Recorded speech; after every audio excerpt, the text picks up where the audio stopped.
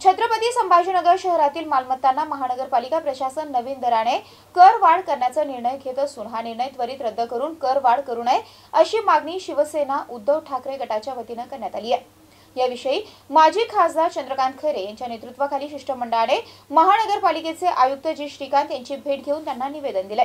पाहूयात। आपण मनपायुक्तांची भेट घेतली, आज काय चर्चा झाली? वर्तमानपत्रातून सगळ्याच वर्तमानपत्रातून आज बातम्या आल्या, कालही काय आल्या होत्या की रेडिओप्रमाणे त्या ठिकाणी पूर्णपणे असा निर्णय घेतला यांनी की आम्ही तो टॅक्स वाढवणार आहोत। त्यामुळे नागरिकांचे कालपासून रात्रीपासून सकाळपासून खूप फोन आले। मग आम्ही त्यांची आता भेट घेऊन शिवसेना पक्षातर्फे आम्ही सांगितलं उद्धव बाळासाहेब ठाकरे गटातर्फे की कोणत्याही परिस्थितीमध्ये अशा वेळेस पुढे निवडणुका आहे, हे आहे, अजून इथं महापालिका अस्तित्वात नाही आहे, जनरल बॉडी असली पाहिजे, जनरल बॉडीच्या माध्यमाद्वारे सगळं केलं पाहिजे, पण तुम्ही लगेच त्या ठिकाणी वाढवता म्हणजे काय?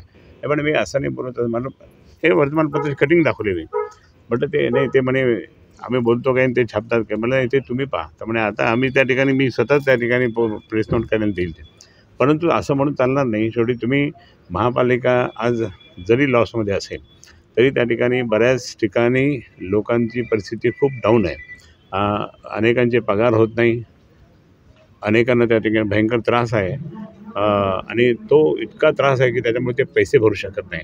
तुम्ही अजून जो वाढवून घेतलं तर काय, पण नवीन घरं जे होत आहेत तर त्यांना त्या ठिकाणी म्हणे आम्ही एक नवीन घरं होत असताना त्या ठिकाणी जे काही परमिशन तुम्ही देतो त्याच वेळेस केलं पाहिजे। पण आज मात्र या ठिकाणी आम्ही स्पष्ट सांगितलं की आम्ही तुम्हाला वाढू देणार नाही। शिवसेना पक्षातर्फे त्या ठिकाणी उद्धव बाळासाहेब ठाकरे गटातर्फे आमचा कडकडीत विरोध आहे की आता अशा वेळेस त्या ठिकाणी तुम्हाला करता येणार नाही। त्यांनी काय आश्वासन दिलं? हे त्यांनी सांगितलं आम्ही खुलासा करतो, आम्ही असं बोललो नाही तसं नाही, पण त्यांचा विचार आहे। हळूच म्हणता मला वाढू द्या ना, महापालिका अस्तित्वात आल्यानंतर ते सगळं व्यवस्थित होईल। पैसेच नाही आमच्याकडे, पैसे तरी येतील, पण पैसे येतील म्हणून तुम्ही नागरिकावर असं हे करू शकत नाही।